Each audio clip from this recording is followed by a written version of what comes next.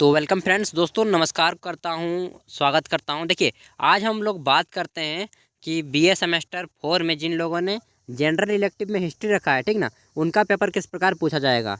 तो BA semester 4 general elective history core paper, देखिए यहाँ पे सेमेस्टर 4 है और जनरल इलेक्टिव है। तो देखिए, ये 2021 में एग्ज़ाम लिया जा चुका है, आज ही एग्ज़ाम हुआ है और उसका पेपर मैं दे रहा हूँ। तो इन केस आप जब भी एग्ज़ाम देंगे, 22 में, 24 में, 26 में, जब भी एग्ज़ाम देंगे, तो आपको पेपर किस तरह पूछा जाएगा देख लीजिए। आपको समय 3 घंटे दिए जाएंगे, फुल मार्क्स आपका 80 होगा और 20 नंबर आपको कॉलेज की तरफ से दिए जाएंगे, आपके कॉलेज की ओर से। यहाँ पे जो इंस्ट्रक्शन दिया गया है वो आपको ध्यान देना है कि यहाँ पे बोला जा रहा है, answer any 5 question in which question number 1 is compulsory. यानी कि किन्हीं 5 प्रश्नों के उत्तर देने हैं। टोटल 9 क्वेश्चन है, जिसमें से प्रश्न संख्या 1 जो है आपका कंपलसरी है, मतलब प्रश्न संख्या 1 को बनाइएगा। उसके बाद जितने भी 8 क्वेश्चन बचते हैं उसमें से किसी 8 में से 4 का जवाब देना है। तो आइए देखते हैं। पहला क्वेश्चन जो है आपका 20 मार्क्स का है, क्वेश्चन 1 20 मार्क्स का है और बाकी सभी आपके 15 मार्क्स के हैं। तो क्वेश्चन 1 जो है 2 खंडों में बांटा गया है, 10-10 करके। पहला खंड ए जो है यह आपके 10 ऑब्जेक्टिव पूछे जा रहे हैं, ठीक, यानी कि वैकल्पिक प्रश्न, और इसमें आपको एक टिक लगाना है, कोई भी नेगेटिव मार्किंग आपका नहीं होगा। तो आइए देखते हैं। पहला है हमारा, बक्सर का युद्ध कब हुआ। तो बक्सर का जो युद्ध हुआ था दोस्तों, ठीक ना, यह बक्सर कहाँ है, बक्सर है आपका बिहार में, ठीक। तो बक्सर बिहार का एक ज़िला है, यहीं पर युद्ध हुआ था 23 अक्टूबर, 22 या 23 अक्टूबर, दोनों डेट दिया जाता है, 2 दिन चला था, 22 से 23 अक्टूबर 1764 ईस्वी को, ठीक। इसी के बाद अंग्रेज़ों ने पूरे बंगाल पे शासन करना शुरू कर दिया था। दूसरा क्वेश्चन है आपका, पलासी के युद्ध के समय बंगाल का नवाब कौन था। अच्छा, जो लोग इंग्लिश में कंफर्टेबल हैं वो इंग्लिश पढ़ सकते हैं, जैसे कि who was the nawab of Bengal is during the period of the British of the battle of Plassey, ठीक। तो यहाँ पे आप जो लोग इंग्लिश में कंफर्टेबल हैं वो इंग्लिश पढ़ेंगे। प्लासी के युद्ध के समय बंगाल का नवाब कौन था, मीर जाफ़र या मीर कासिम या सिराजुद्दौला या आपका यहाँ पे दिया है शुजाउद्दौला। तो इसका उत्तर होगा सिराजुद्दौला, ठीक। सिराजुद्दौला राजा था, लेकिन उसको मार करके फिर गद्दी से उतार दिया गया था युद्ध को जीतने के बाद अंग्रेज। अगला है कि पुरंदर, ये है पुरंदर की संधि कब हुई थी। तो पुरंदर की जो संधि हुई थी 1665 में हुई थी, और यहाँ पे कोई भी आंसर मुझे इसका सही नहीं लग रहा है, क्योंकि यह पहला आंसर है आपका 1 मार्च 1776, 5 मार्च 1776, 10 मार्च 1778 और 15 मार्च 1778। तो इसका उत्तर आप लोग स्वयं ढूंढिएगा। मैंने तो पढ़ा है कि 1665 में हुआ था, तो इसका उत्तर मुझे नहीं मालूम। अगला क्वेश्चन है कि द्वितीय आंग्ल मराठा युद्ध के समय अंग्रेजी गवर्नर जनरल कौन था। Who was the governor general during second Anglo Maratha war, ठीक।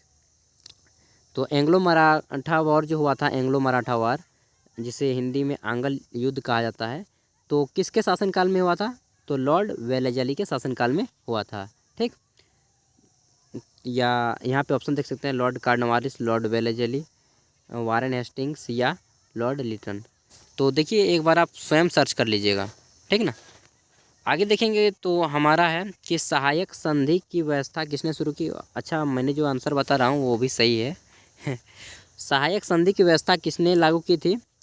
Who introduce the subsidiary aliens. तो सहायक संधि की जो व्यवस्था शुरू की गई थी वह किसके द्वारा शुरू की गई थी, वारेन हेस्टिंग्स के द्वारा, ठीक, वारेन हेस्टिंग्स। तो इसका उत्तर गलत है। अच्छा, इस क्वेश्चन का जो उत्तर है ना गलत है, इसलिए आप इसे स्वयं ही सॉल्व कीजिए। अगला क्वेश्चन है कि रेगुलेटिंग एक्ट कब पारित हुआ। तो रेगुलेटिंग एक्ट जो है 1773 ईस्वी में पारित हुआ था। यह हुआ था इस प्रकार कि when did the regulating act come into existence. तो इसका मतलब होता है कि भारत में जो अखबार थे ना उन पर प्रतिबंध लगाए गए थे, उन सभी को हटाया गया था, ठीक। अगला क्वेश्चन दोस्तों कि भूमि की अस्थायी बंदोबस्त व्यवस्था किसने लागू की, ठीक। हु इम्प्लीमेंटेड द परमानेंट, आपका जो सेटलमेंट ऑफ लैंड है, तो इसको व्यवस्था को लागू किसने किया था। तो इस व्यवस्था को लागू किया था आपका किसने, Lord Dalhousie, Lord Ripon, Lord Curzon या लॉर्ड कार्नवालिस। तो इसको लागू किया था लॉर्ड कार्नवालिस ने, ठीक। अगला क्वेश्चन देखते हैं। तो अगला क्वेश्चन है कि who was the founder of ब्रह्म समाज। ब्रह्म समाज के संस्थापक कौन थे, तो या फिर स्थापना किसने किया था, तो राजा राम मोहन राय जी ने ब्रह्म समाज की स्थापना की थी। अगला क्वेश्चन है दोस्तों, तो यहाँ पे हमारा 9वां क्वेश्चन आता है कि रामकृष्ण मिशन की स्थापना किसने की थी। Who was the founder of Ramakrishna Mission. तो रामकृष्ण मिशन की स्थापना स्वामी विवेकानंद ने की थी। स्वामी विवेकानंद के गुरु थे रामकृष्ण परमहंस, उन्हीं के नाम पे उन्होंने ये संस्था का स्थापना किया था। अगला देखते हैं, तो हमारा है कि who was the leader of Aligarh movement. तो यानी कि अलीगढ़ जो आंदोलन हुआ था उसके नेता कौन थे, तो सर सैयद अहमद खान जी थे। सर सैयद अहमद खान जी थे। और सर सैयद अहमद खान जी ने अलीगढ़ मुस्लिम यूनिवर्सिटी का भी स्थापना किया था।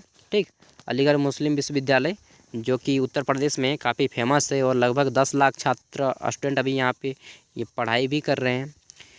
तो ये नहीं कि अलीगढ़ मुस्लिम विश्वविद्यालय है तो केवल मुस्लिम ही पढ़ेंगे, वहाँ पे सभी धर्म के लोग पढ़ सकते हैं। ठीक, कोई उससे आपको नहीं दिक्कत है। तो यहाँ पे हमारा क्वेश्चन 1 का पार्ट भी शुरू होता है, right short notes on any 2 of the following. यानी कि निम्नलिखित में से किन्हीं 2 पर संक्षिप्त आपको टिप्पणी लिखना है, छोटा सा नोट लिखना है। और यहाँ पे 5 मार्क्स के 2 क्वेश्चन बनाने हैं, 5 मार्क्स के 2 क्वेश्चन बनाने हैं और जिसके लिए आपको 10 मार्क्स दे जाएगा। तो दोस्तों 5 नंबर के आप जितने भी क्वेश्चन बनाएंगे ना, इसका उत्तर आपको 80 से 100 शब्दों के बीच देना है। 80 से 100 शब्दों के बीच बोले तो एक खड़ा पन्ना का एक साइड में उत्तर दीजिएगा। पहला है अस्थाई बंदोबस्त, ठीक ना, यानी कि परमानेंट जो सेटलमेंट होता है, परमानेंट सेटलमेंट के बारे में लिख सकते हैं, अस्थाई बंदोबस्त के बारे में, या फिर लॉर्ड डलहौजी का जो विलय सिद्धांत था वो लिख सकते हैं। अगला क्वेश्चन है आपका अलीगढ़ आंदोलन यानी कि अलीगढ़ जो मूवमेंट था उसके बारे में लिख सकते हैं, या रोल ऑफ आर्य समाज यानी कि आर्य समाज का जो भूमिका थी उसके बारे में लिख सकते हैं, जिसकी स्थापना स्वामी दयानंद सरस्वती ने की थी। तो यहाँ पे दोस्तों क्वेश्चन 1 हमारा 20 मार्क्स कंप्लीट होता है और बाकी बचे 60 मार्क्स। तो 60 मार्क्स जो है आपको क्वेश्चन नंबर 2 से 9 तक जितने भी क्वेश्चन बचते हैं इनमें से किसी 4 प्रश्नों का उत्तर देना है। ठीक, अब आप क्वेश्चन को समझ गए हैं पूरी तरह। तो पहला है कि प्लासी के युद्ध के कारण एवं परिणामों का व्याख्या करें। प्लासी का युद्ध जो आपका 1757 में हुआ था, ठीक ना, इसके बारे में आपको व्याख्या करना है और 15 मार्क्स का क्वेश्चन है, यानी कि इसका उत्तर आपको 3 पेज में देने हैं। 3 पेज बोलने का मतलब है कि एक खड़ा पन्ना और दूसरे खड़े पन्ने का एक साइड, और शब्दों में इसकी संख्या हो जाएगी दोस्तों 320 शब्द, या 240 से 320 शब्दों के काफ़ी हो जाएगा यार, 280 शब्द लिखिए सबसे अच्छा, 3 पेज। ठीक, और discuss the causes and result of the battle of Plassey, आप इंग्लिश में भी पढ़ सकते हैं दोस्तों। टीपू सुल्ताना और अंग्रेज़ों के बीच संबंधों का वर्णन करें। Discuss the relation between Tipu sultan and the English man, यहाँ पे इंग्लिश मैन होना चाहिए तो इंग्लिश लिखा है केवल। अगला है कि टीपू सुल्ताना जो जिसे किसी क्या कहा जाता है, मैसूर का शेर कहा जाता है टीपू सुल्तान को, और अंग्रेज़ों के बीच 4 युद्ध हुए थे। प्रथम आंग्ल मैसूर युद्ध, द्वितीय आंग्ल मैसूर युद्ध, इसी प्रकार 4 युद्ध हुए हैं। ठीक ना, तो तैयारी आपको थोड़ा बहुत मैं भी करवा ही दूंगा यहाँ से। अगला है कि वारेन हेस्टिंग्स के प्रशासनिक सुधारों का वर्णन करें। Give an account of administrative reforms of Warren Hastings, यानी कि वारेन हेस्टिंग्स ने कौन कौन से प्रशासनिक सुधार किए थे उसके बारे में आपको बताना है। वारेन हेस्टिंग्स जो कि बंगाल के प्रथम गवर्नर जनरल थे। ठीक ना, अगला है क्वेश्चन दोस्तों कि अवध विलय के लिए उत्तरदायी परिस्थितियों को रेखांकित करें। ठीक, अगला क्वेश्चन है कि धन निकास से आप क्या समझते हैं। भारतीय अर्थव्यवस्था को इसने किस तरह से प्रभावित किया। तो धन निकास की जो प्रणाली थी, अंग्रेज़ों ने धन निकास करके ले जाया करते थे, ठीक ना, इंग्लैंड, उसके बारे में आपको डिस्कस करना है। और इसको सबसे पहले किसने बताया था, दादा भाई नौरोजी ने।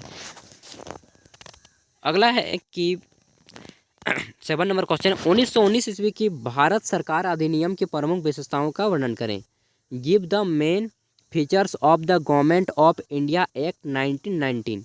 ठीक, अगला क्वेश्चन है दोस्तों कि भारतीय स्वतंत्रता संग्राम आंदोलन में प्रेस के योगदान का वर्णन करें।